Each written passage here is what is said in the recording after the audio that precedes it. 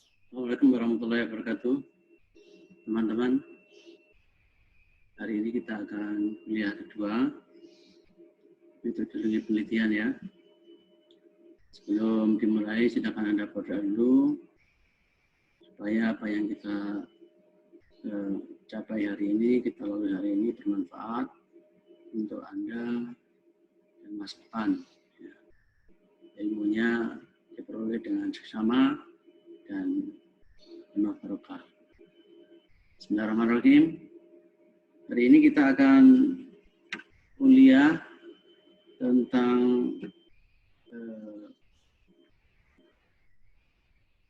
kerangka teori ya. Yang kemarin kita jelaskan tentang motivasi dan pertanyaan penelitian. Hari ini kita akan diskusi tentang teori. Teori merupakan suatu kumpulan, konstruk atau konsep, definisi dan proposisi yang menggambarkan fenomena secara sistematis melalui penentuan hubungan antar variabel dengan tujuan memprediksi fenomena alam atau fenomena sosial.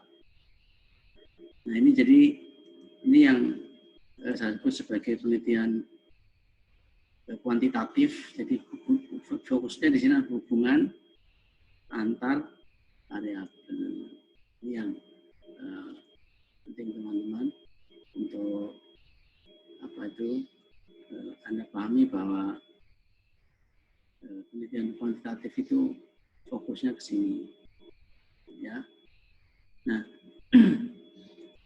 jadi di sini ada kata-kata yang perlu Anda pahami, yaitu namanya di sini konstruk, kumpulan konstruk atau konstruk ya, dan konsep. Nah, definisi. Nah, ini perlu Anda pahami ya. Nah, fokusnya kuantitatif itu ya di wilayah itu. Ya. Terus apa itu konsep dan konstruk? Gitu ya. Ini konsep itu mengekspresikan suatu abstraksi yang terbentuk melalui generalisasi pengamatan terhadap fenomena. Konstruk merupakan konsep-konsep yang lebih abstrak, gitu ya. Kalau kita coba lihat misalkan membuka artikel ini ya, di sini judulnya misalkan analisis hubungan kualitas situs web dan kualitas informasi akuntansi persepsian. Maka yang dimaknai konstruk di sini adalah kualitas web, kualitas situs web. Ini kan sesuatu yang abstrak, kualitas situs. Nanti akan diturunkan yang terukur menjadi definisi. Terus kualitas informasi akuntansi. Nah ini kan konstruk-konstruk yang nanti akan diturunkan dalam bentuk kuesioner. Mari kita cari yang lain. Misalkan, nah ini juga nih, model kepatuhan pajak, perpajakan sukarela. Nah ini juga konstruk. Peran denda, keadilan prosedural, dan kepercayaan terhadap otoritas pajak. Di sini kalau di sini ada 4 konstruk ini ya. Kepatuhan pajak, perpajakan, peran denda, keadilan prosedural. Nah itu nanti akan diturunkan dalam bentuk kuesioner dan akan diturunkan dalam bentuk kuesioner dan akan menjadi angka-angka. Ini kalau yang penelitian dalam bentuk kuesioner. Nah, selanjutnya, misalkan kita cari lagi yang lain. Nah ini analisis faktor yang paling booktek gap dan pengaruhnya terhadap persistensi laba. Kalau ini berbasis laporan keuangan, ya. Oke.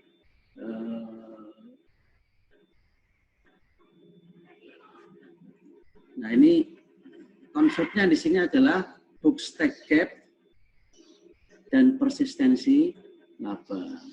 Ini yang perlu Anda pahami apa yang dimaksud tadi di sini sebagai konstruk dan konsep. Nah kalau lebih detailnya seperti ini. Misalkan di sini ini kan misalkan kepuasan terhadap kompensasi. Kompensasi atau gaji itu kan Anda misalkan bekerja dan dikatakan sebagai puas, ini namanya konstruk. Yang kecil-kecil ini namanya konsep-konsep. Ya kan? Kepuasan pada kompensasi itu ada konsepnya, ada kesesuaian, kewajaran, dan keinginan. Apakah sesuai, apakah wajar, apakah keinginan. Nah, ini diturunkan. Yang lebih besar ini namanya konstruk yang lebih abstrak. Yang kecil-kecil namanya konsep. Ya. Nah, baik. Nanti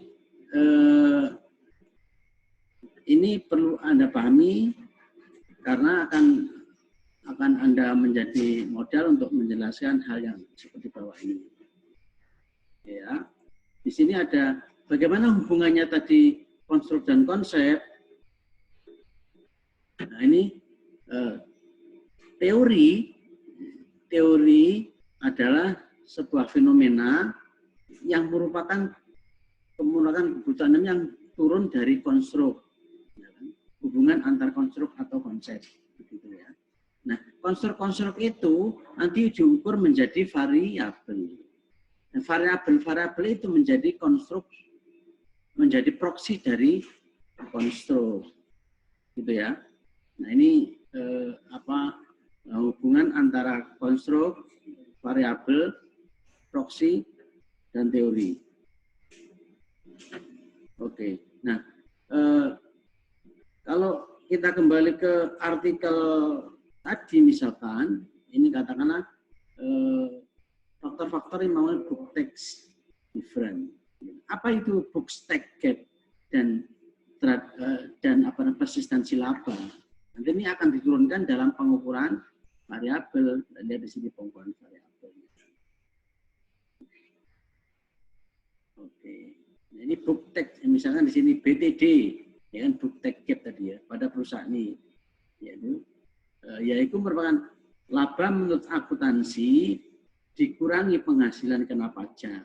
Nah, ini namanya book text gap. Ya kan? Laba menurut akuntansi dikurangi penghasilan kena pajak. Ya kan? Terus lagi perubahan penghasilan sebelum pajak pada perusahaan ini berhenti, perubahan laba, gitu ya, seperti itu. Nah, ini kita cari yang lain, karena kalau tadi dalam bentuk keuangan, kita cari yang misalnya ini tadi konsulnya kepatuhan perpajakan sukarela. Ya kan? Mari kita lihat di sini definisinya apa ini. Biasanya kalau definisi itu nanti dilihat dari pengukuran gitu ya. Pengukuran variabel. Oke, ukur coba saya carinya.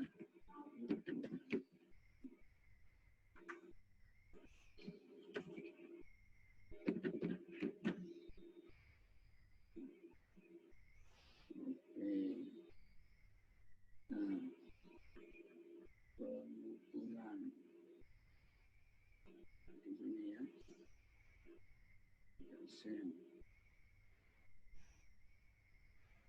Oh, ini ada di sini. Nah, ini modelnya. Ini model apa namanya? Model hubungan antar variabel, jadi denda tingkat pajak, kepercayaan otoritas, keadilan, dan prosedural. Nah, variabelnya dari sini ya. Variabel tingkat kepatuhan pajak sukarela akan diukur menggunakan instrumen ya, dari Winchell 2004 dengan skala 5 poin. Item-itemnya, nah, jadi di sini misalkan kepatuhan pajak diukur dengan pertanyaannya, apakah Anda pernah melaporkan pendapatan lebih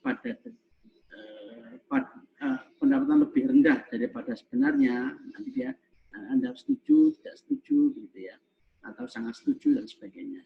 Nah, ini namanya skala Likert 5 poin. Ini kuesioner. Jadi kepatuhan pajak di sini diukur dengan 3 pertanyaan.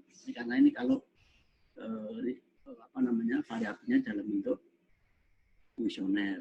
Kalau keuangan ya diukur dengan rumus-rumus tertentu. Jadi kita balik ke sini ya. Jadi di sini teori itu dikembangkan dari konstruk yang diukur namanya variabel. Variabel menjadi proksi dari konstruk, ya kan? Nah, variabel tadi nanti akan hubungan antar variabel akan menggambarkan secara hubungan sistematik dan menjadi subjek atau kemudian dan hubungan tersebut merupakan fenomena alam yang selanjutnya menjadi teori. Itu Nah, hubungan antar variabel tersebut itu ada beberapa macam. Di sini ada hubungan antara variabel dependen dan independen. Ya kan? Di sini ada hubungan variabel moderating, independen, dependen, dan pemoderasian. Dan perhatikan panahnya ini ya. Panahnya kalau seperti ini berarti variabel independen, ini dependen mempengaruhi dependen. Yang notasinya di sini namanya regresi sederhana. Oke. Nah, di sini kalau di sini ada hubungan variabel moderating atau moderasian. Di sini variabel independen mempengaruhi variabel dependen dimoderasi oleh struktur organisasi. Begitu ya. Ini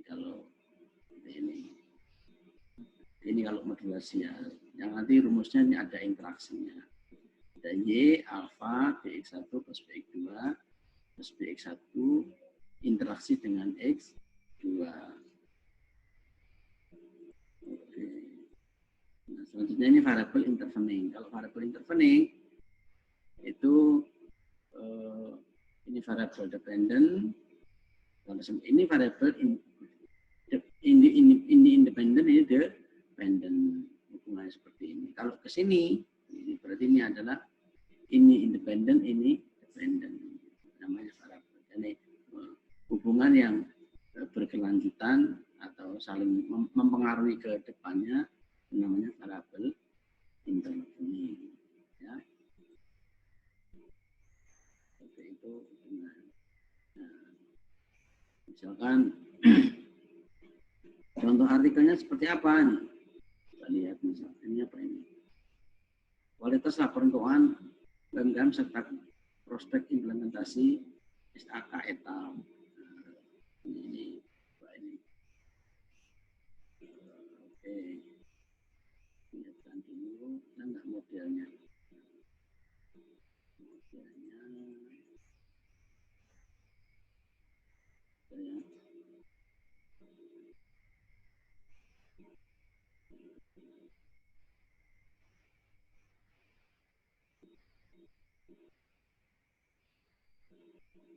Atau tadi yang ini jelas modelnya tadi mana ya? Ini.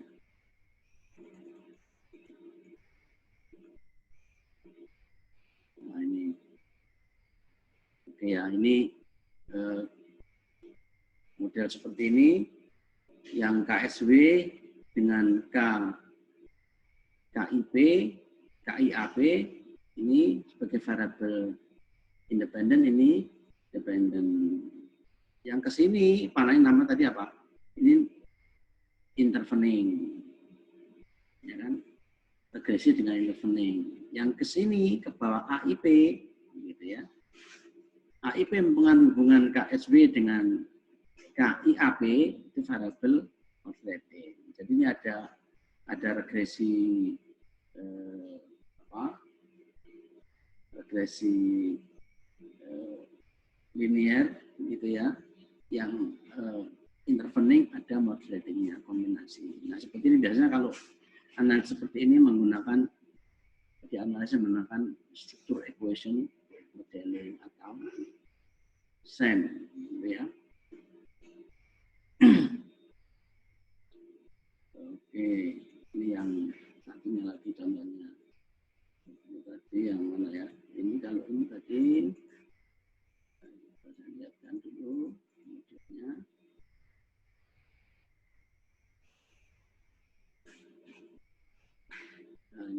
sama ini juga ini yang kesini intervening, ini modulating. Ya.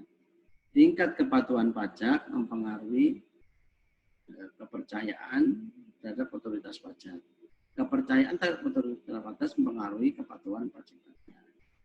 Keadilan prosedural mempengaruhi hubungan antara tingkat denda pajak dan kepercayaan terhadap otoritas pajak. Oke, nah itu modelnya. Nanti rumusnya atau modelnya ada nggak ya? Nah kalau seperti itu biasanya menggunakan analisisnya di sini menggunakan struktur equation, struktur model analisisnya. Model apa namanya? Ini ya. Kalau ini, nah seperti ini. Nah ini kalau ini model yang tadi contohnya regresi itu ya.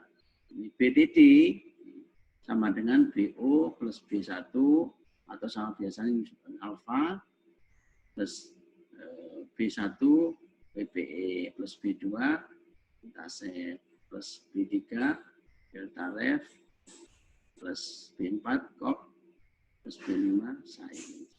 Ya, nah ini regresi berganda ya.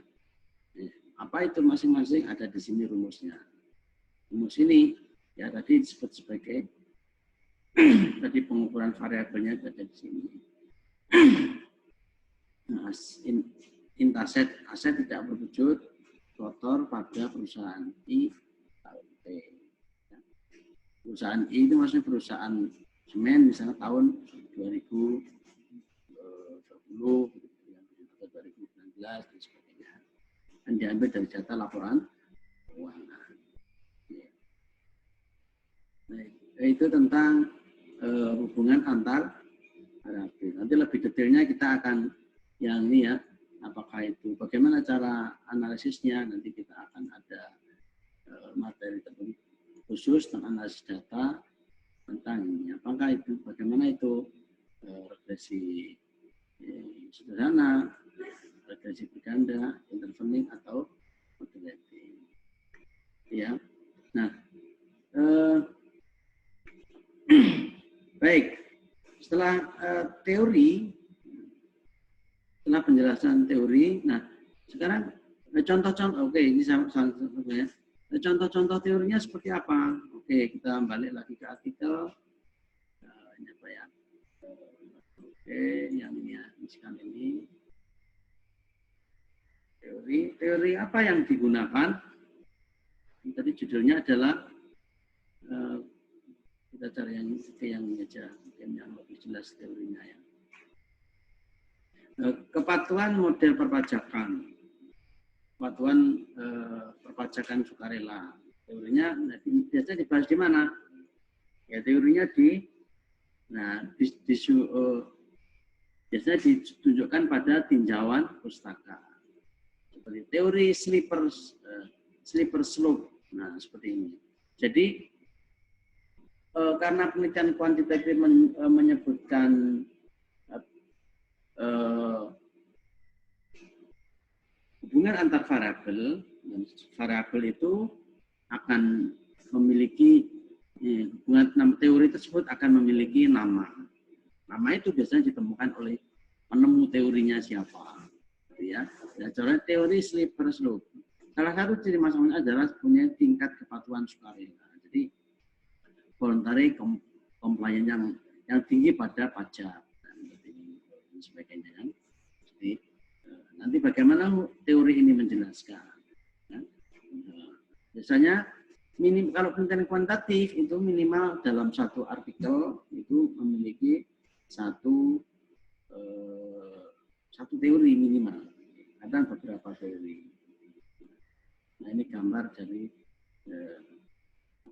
teori slipper slope. Ya. Bagaimana detailnya nanti silakan Anda pelajari. Nah, seperti ini berarti satu artikel menggunakan satu teori, ada teori lagi. Terus untuk yang ini misalkan apa ini pengaruh booktek gap terhadap persistensi laba. Teorinya Anda baca di literatur. Teori apa ini yang digunakan? Teori. Bagian sebelumnya. Oke. Bacakan. Ini hipotesis.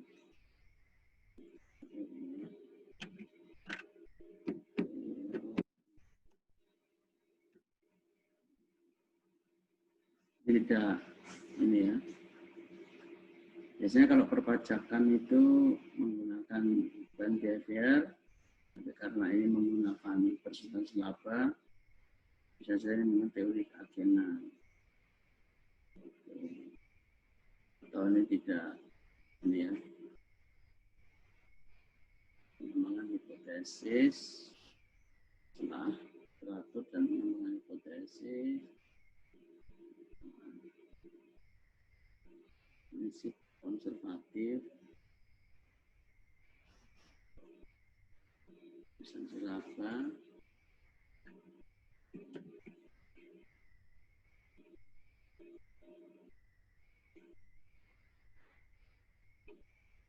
dan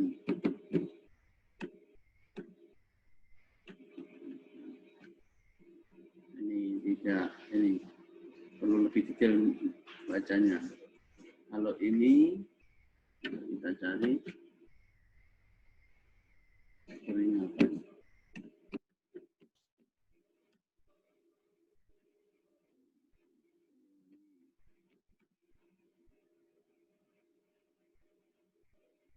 Kalau ini menggunakan teori keagenan, ya, penemunya Jensen Macklin, yaitu hubungan antar agen dan prinsipal. Agen itu adalah manajer perusahaan di sini ya, ini agen atau manajer, dan prinsip pihak-pihak yang berkepentingan, pemilik, kreditur, investor dan lain-lain. Ini yang kalau ini menggunakan teori keagenan. So, yang ini teori apa ini ya? Teori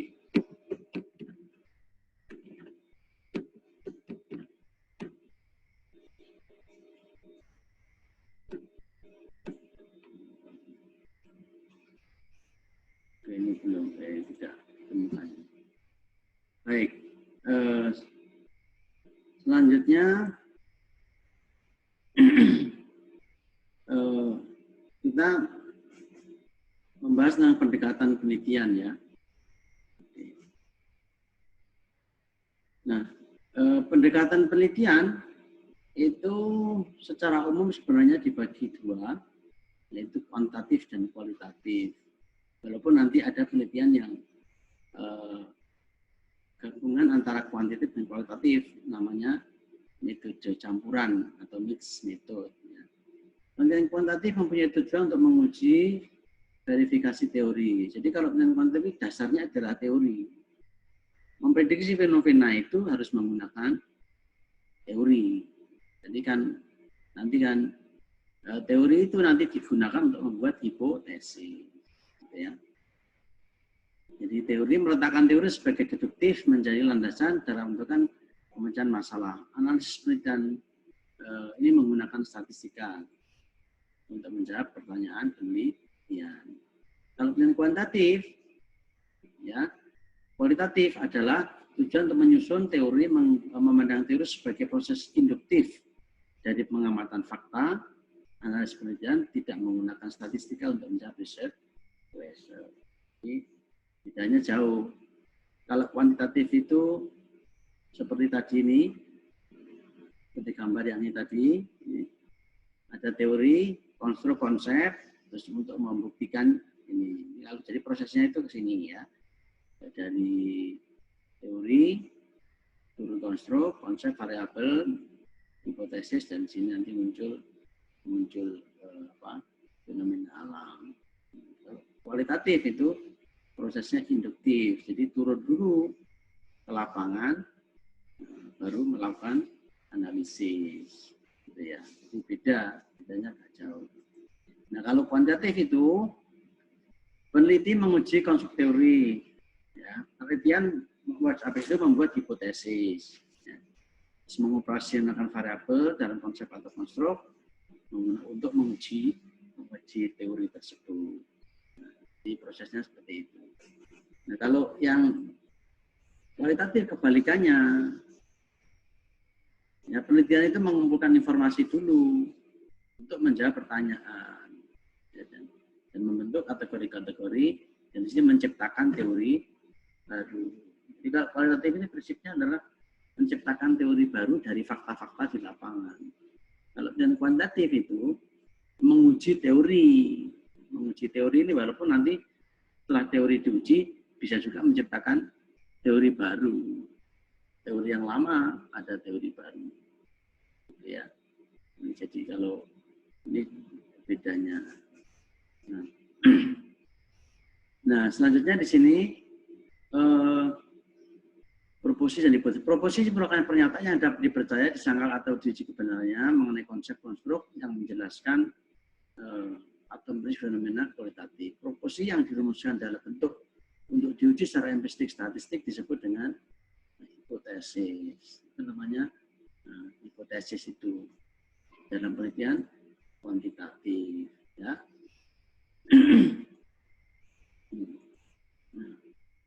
Kriteria hipotesis adalah berupa pernyataan yang mengarah pada tujuan penelitian, berupa pernyataan yang dirumuskan dengan masuk untuk diuji secara empiris, berupa pernyataan yang dikembangkan berdasarkan teori-teori yang lebih kuat dibandingkan teori-teori yang lebih lemah. Jadi seperti di sini, di artikel-artikel ini, dan sini ada hipotesis-hipotesis. Dan hipotesis. Hipotesis ya. Pertumbuhan pendapatan memiliki pengaruh negatif terhadap bukti. Ini namanya hipotesis. Nah, hipotesis ini sebenarnya adalah kalau Anda perhatikan itu adalah ada kaitannya dengan rumusan masalah. Rumusan masalah itu nanti, jadi ada rumusan masalah, setelah itu ada hipotesis, ya. Terus kita lanjutkan ya. Nah, hipotesis itu, contohnya misalkan di sini, jika karyawan mengalami tekanan dalam bekerja rendah, maka akan boleh kepuasan yang lebih tinggi. Kalau formatnya jika maka. Nah, hipotesis itu ada dua, yaitu hipotesis nol dan hipotesis alternatif.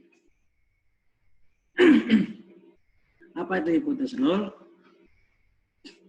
Adalah hipotesis yang menyatakan hubungan variabel definitif atau eksak sama dengan nol, atau secara menyatakan bahwa tidak terdapat hubungan atau perbedaan antar variabel, gitu ya. Nol sama dengan mu a sama dengan mu n, atau satu mu a minus m sama dengan 0. Dan tidak terdapat perbedaan signifikan antara persepsi mahasiswa dalam kelas etika. Ini contoh hipotesis nolnya. Nah, hipotesis alternatif merupakan lawan dari pernyataan hipotesis nol. Ya.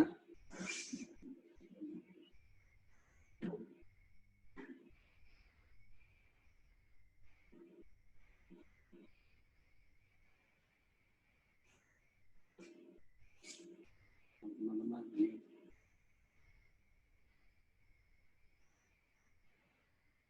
banyak mau habis.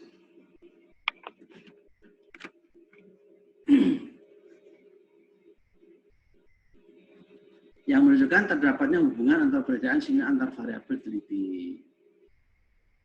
Satu sama mu a tidak sama dengan mu 0, atau satu dengan mu a min m tidak sama dengan 0. Dapat perbedaan signifikan antar persepsi mahasiswa dan argumen dapat 3. Kalau misalkan tadi yang di artikel sini, ya, tadi ya, Nah, seperti ini adalah hipotesis alternatif. Jadi ini tidak, dalam artikel biasanya hipotesis nol itu tidak ditampilkan. Pertumbuhan pendapatan memiliki pengaruh negatif terhadap book tax gap. Nah, kalau ini penelitian nolnya seperti apa?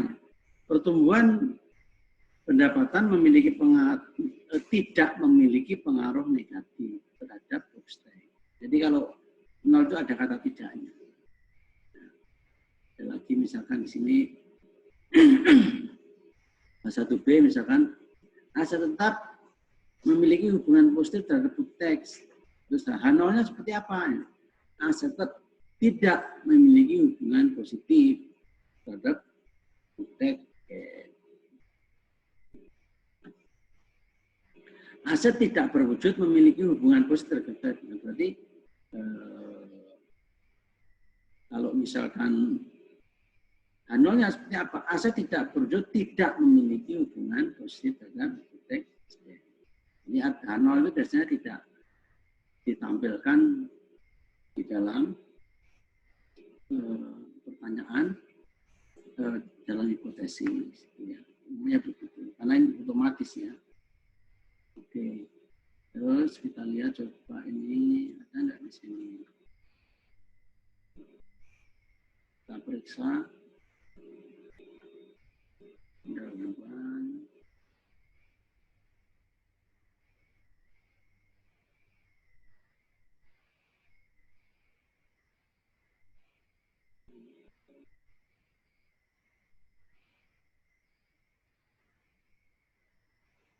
Ya, kira-kira itu teman-teman untuk kuliah hari ini tentang teori ya, dan Anda memahaminya dan bisa mengimplementasikan dalam mereview sebuah artikel. Nah, itu bisa Anda lakukan dengan diskusi ya. Oke, saya kira cukup.